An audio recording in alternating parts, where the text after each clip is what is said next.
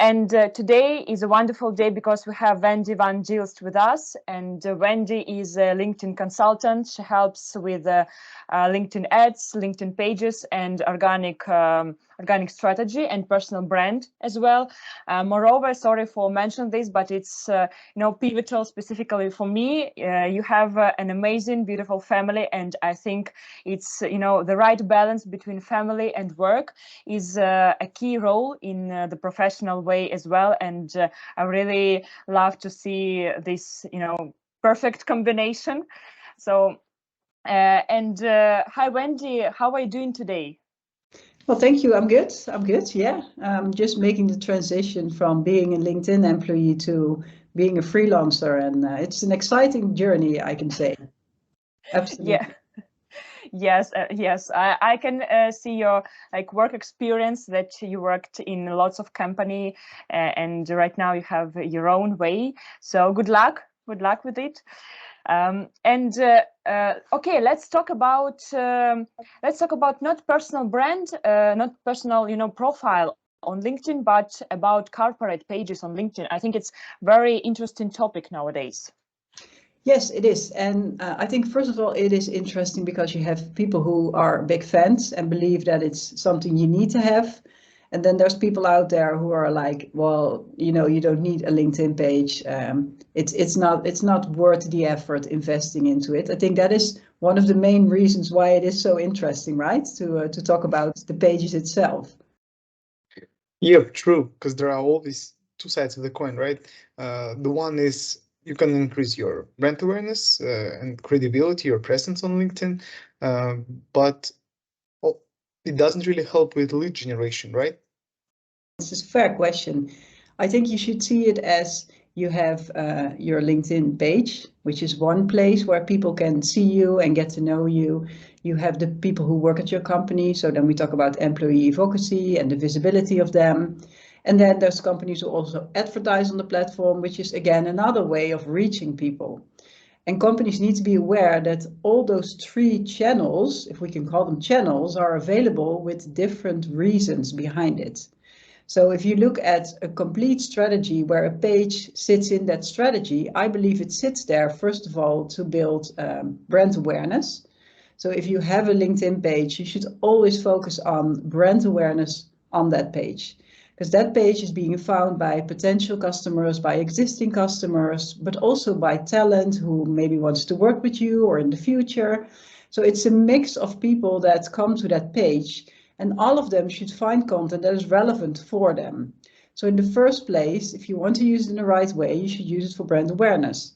Does it bring business in the end? Absolutely, because there's only one thing that companies should do to really drive revenue is to build their brands, because nobody's going to buy from companies they don't know. They only buy from companies that they know and trust.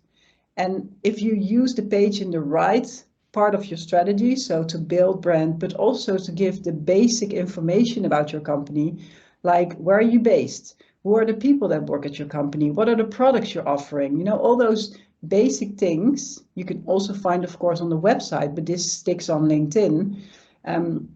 It completely brings a new channel of opportunity, especially with LinkedIn now investing in those pages and giving all those new features where you can make the content that you share available for your employees, but also to add a lead gen form to the page to drive business.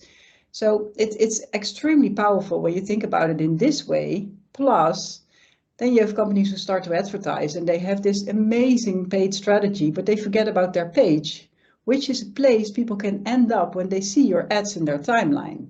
So I think it's more important than some companies realize. And also the power of the page is much bigger than, just a page that needs to be checked in every now and then.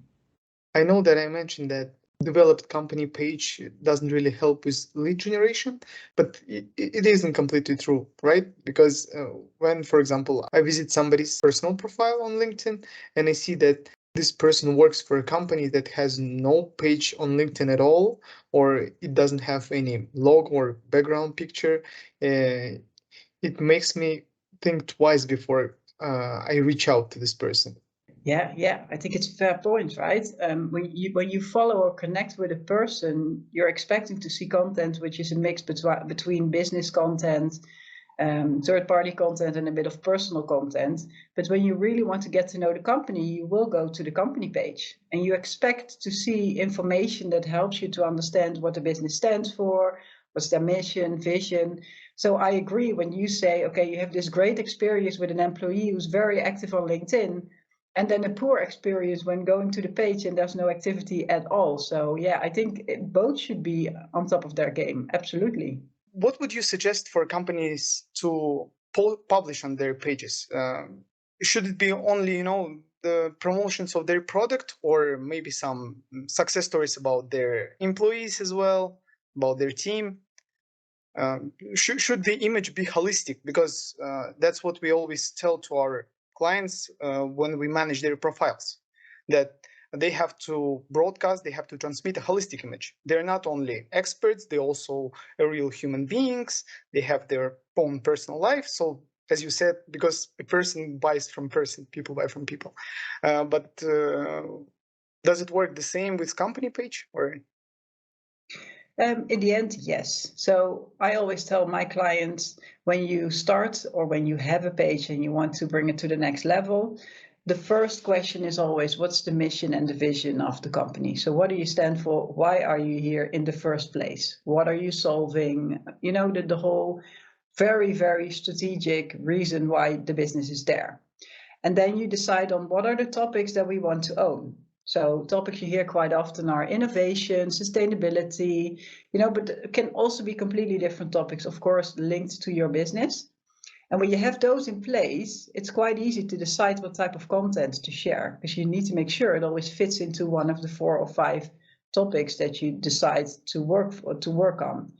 So that means when you share something where you want to attract talent, you try to link the topic into your piece of content as well. So if you're looking for a social media manager, and sustainability is one of the key topics where your company stands for, you might want to use that in the copy as well, and explaining what are you doing and how is the social media manager playing a role in achieving sustainability for company A or company B.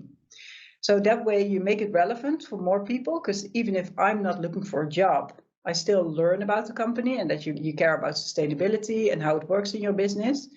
On the other hand, we talked about it needs to be representing your brand.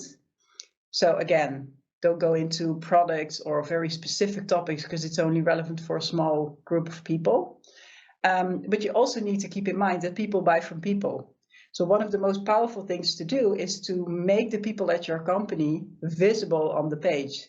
Who are they? Why do they work at the company? What do they stand for?